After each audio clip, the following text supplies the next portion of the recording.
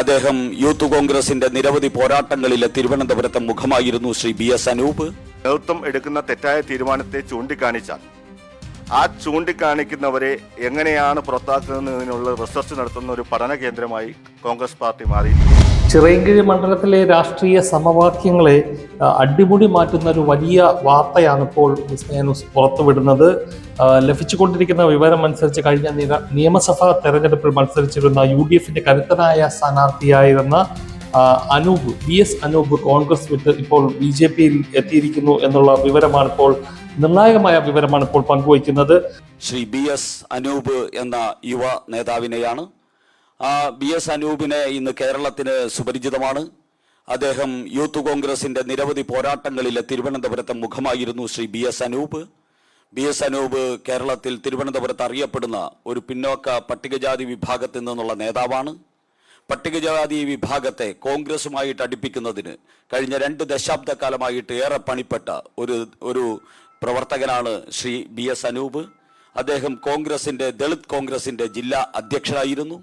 കഴിഞ്ഞ തെരഞ്ഞെടുപ്പിൽ ചിറയൻകീഴ് അസംബ്ലി മണ്ഡലത്തിൽ നിന്ന് UDFന്റെ സ്ഥാനാർത്ഥിയായിട്ട് ശ്രീ BS അനൂപ് മത്സരിച്ചിരുന്നു. ഏകദേശം 10,000-ഓളം വോട്ടിന്റെ വ്യത്യാസത്തിലാണ് അവിടെ പരാജയപ്പെട്ടത്. ശ്രീ BS അനൂപ് കോൺഗ്രസിന്റെ ദളിത് പീഡനത്തിൽ പ്രതിഷേധിച്ചുകൊണ്ട് ഭാരതീയ ജനതാ പാർട്ടിയോടൊപ്പം ഒരുമിച്ച് പ്രവർത്തിക്കാൻ തീരുമാനിച്ചിരിക്കുന്നു. അദ്ദേഹത്തെ ശ്രീ രാജീവ് ചന്ദ്രശേഖർ ഈ വേദിയിലേക്ക് സഹർഷം സ്വാഗതം ചെയ്യുകയാണ്. ഭാരതീയ ജനതാ പാർട്ടിയിലേക്ക് സ്വാഗതം ചെയ്യുകയാണ്.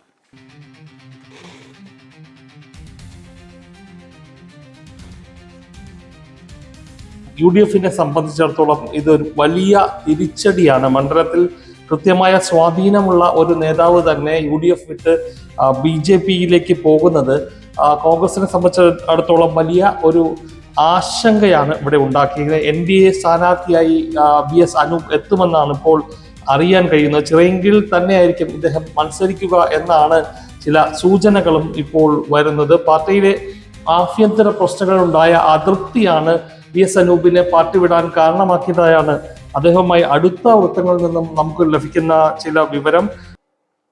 കഴിഞ്ഞ കുറേ നാളുകളായി ഇന്ത്യൻ നാഷണൽ കോൺഗ്രസിനും ഐക്യ ജനാധിപത്യ മുന്നണിക്കും വേണ്ടി തിരുവനന്തപുരം ജില്ലയിൽ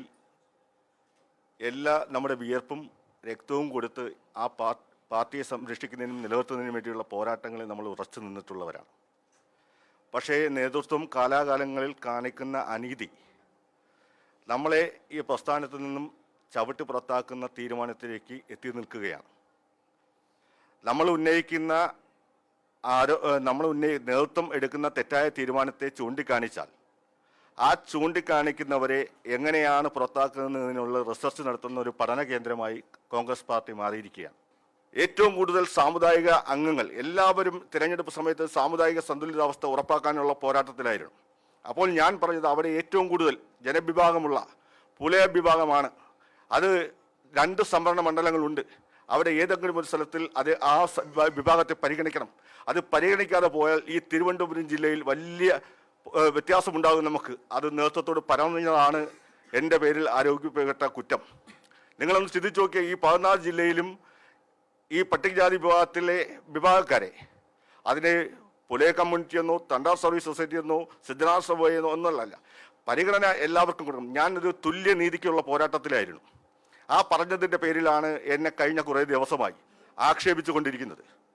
അവിടെ ഏറ്റവും വലിയ ജനവിഭാഗമായ പുലയ സമുദായത്തെ ഒഴിവാക്കാൻ തീരുമാനിച്ചപ്പോൾ ഞാൻ അതിനെക്കുറിച്ച് പറഞ്ഞു, അവരെ ഒഴിവാക്കരുത്. നിങ്ങൾക്ക് തിരുവനന്തപുരം ജില്ലയിൽ ഒട്ടനവധി ദളിത് നേതാക്കന്മാർ ഇവിടെയുണ്ട്. ആ വിഭാഗത്തിൽ മറ്റു വിഭാഗത്തിലുമൊക്കെ അങ്ങനെയുള്ള ആരെങ്കിലും ഒക്കെ നിങ്ങൾ തിരുവനന്തപുരം ജില്ലയിൽ നിന്ന് പരിഗണിക്കണം. തിരുവനന്തപുരം ജില്ലയിൽ നിന്ന് ഒരു നേതാക്കന്മാരെയും പരിഗണിക്കാൻ തയ്യാറാകില്ല. ആ അവസരത്തിലാണ് ഞങ്ങൾ പത്രസമ്മേളനം വിളിച്ചത്. നമ്മൾ അതുമായി ബന്ധപ്പെട്ടുകൊണ്ട് ഒട്ടനവധി പരാതികൾ കൊടുത്തു. ആ പരാതികൾ കൊടുത്തിട്ട് പോലും ഒരു നടപടിയും സ്വീകരിച്ചിട്ടില്ല. ഏറ്റവും അവസാനം രമ്യ ഹരിദാസിനെ കെട്ടിയിറക്കാൻ തീരുമാനിച്ചു. രമ്യ ഹരിദാസ് സ്ഥാനാർത്ഥിയായി വരുമ്പോൾ ഞാൻ അവിടെ മത്സരിച്ച സ്ഥാനാർത്ഥിയായിരുന്നു. ഞാൻ അവിടുത്തെ വോട്ടറാണ്, ഞാൻ അവിടുത്തെ ജനപ്രതിനിധിയാണ്. തെരഞ്ഞെടുപ്പ് പ്രക്രിയ ആരംഭിച്ചിട്ട് പോലും ഇന്നേ വരെ എന്നെ ആ കമ്മിറ്റികളിൽ പോലും ഉൾപ്പെടുത്തുവാൻ നേതൃത്വം തയ്യാറാകുന്നില്ല. അപ്പോൾ എല്ലാ കാലത്തും അവഗണനയാണ്.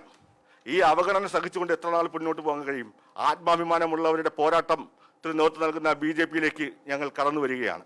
കേന്ദ്രമന്ത്രി രാജീവ് ചന്ദ്രശേഖറിന്റെ വികസന പ്രവർത്തനങ്ങളിൽ ആകർഷണനായി ആണ് അനൂപ് ഈ നീക്കം നടത്തിയതായും ഇപ്പോൾ സൂചനയുണ്ട്. ചിറയൻകീഴിൽ അതുകൊണ്ട് തന്നെ ഒരു ത്രികോണ മത്സരം ഉണ്ടാകുമോ എന്ന് കാത്തിരുന്ന് കാണേണ്ടിയിരിക്കുന്നു. നമുക്കറിയാം, കരുത്തനായ ഒരു നേതാവായിരുന്നു VS അനൂപ്. NDAയുമായി ചേർന്ന് കഴിഞ്ഞാൽ മിക്കവാറും ചിറയൻകീഴ് മണ്ഡലത്തിൽ ഒരു വലിയ ത്രികോണ മത്സരം ഉണ്ടാകുമെന്നുള്ള കാര്യത്തിൽ ഉറപ്പ് നമുക്കൊരു ഏകദേശം വലിയൊരു ഉറപ്പ് പറയാൻ കഴിയും. വലിയൊരു വോട്ട് ബാങ്കാണ് അനൂപ് ചിറയൻകീഴ് മണ്ഡലത്തിൽ ഉണ്ടാക്കി വച്ചിരുന്നത്. രാഷ്ട്രീയ കേരളം ഉറ്റുനോക്കുന്ന ഒരു മണ്ഡലമായി എന്തായാലും VS അനൂപിന്റെ NDA പ്രവേശനത്തിലൂടെ ചിറയൻകീഴ് മണ്ഡലം സാക്ഷിയാകും എന്നാണ് ഇപ്പോൾ നമുക്ക് മനസ്സിലാക്കാൻ കഴിയുന്നത്.